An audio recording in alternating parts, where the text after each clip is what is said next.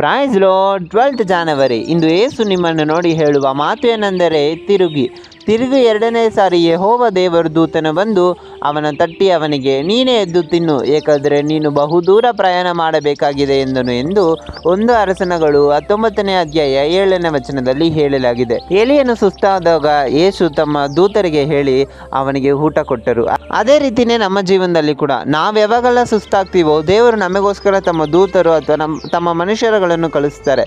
ಅವರು ಹೇಳುವ ಮಾತಿಂದ ನಾವು ಬಲ ಪಡುತ್ತೀವಿ. ಸೊ ಯಾವುದಕ್ಕೂ ಚಿಂತಿಸಬೇಡಿ. ನೀವು ಬೇಕಾದರೆ ಇಲ್ಲಾದರೆ ಬಿದ್ದಿರ್ಬೋದು ಅಥವಾ ಯಾವುದೋ ಒಂದು ಡಿಪ್ರೆಷನಲ್ಲಿ ಇರ್ಬೋದು. ಯೇಸುನ ನೋಡಿ ಕರೀರಿ, ಖಂಡಿತವಾಗ್ಲೂ ನಿಮಗೋಸ್ಕರ ತಮ್ಮ ದೂತರುಗಳು ಅಥವಾ ಮನುಷ್ಯರುಗಳನ್ನು ಕಳಿಸ್ತಾರೆ. ಅವರು ಹೇಳುವ ಮಾತಿನಿಂದ ಖಂಡಿತವಾಗ್ಲೂ ನೀವು ಬಲ ಪಡುತ್ತೀರಾ. ಅದು ಇಲ್ದಂಗೆ ಯೇಸು ನಿಮ್ಮ ಜೊತೆಗೆ ಇದ್ದಾರೆ. ಅವ್ರು ನಿಮ್ಮನ್ನು ತುಂಬ ಪ್ರೀತಿಸುತ್ತಿದ್ದಾರೆ. ಸೊ ಯಾವುದಕ್ಕೂ ಚಿಂತಿಸಬೇಡಿ. ಯೇಸುವನ್ನು ನೋಡಿ ಕರೀರಿ, ಖಂಡಿತವಾಗ್ಲೂ ನಿಮ್ಮ ಚಿಂತೆ, ನಿಮ್ಮ ಹೋರಾಟ ಮತ್ತು ಸಂಕಟಗಳಿಂದ ಬಿಡುಗಡೆ ಮಾಡುತ್ತಾರೆ. By wars with Jebaraj. Have a holy Sunday.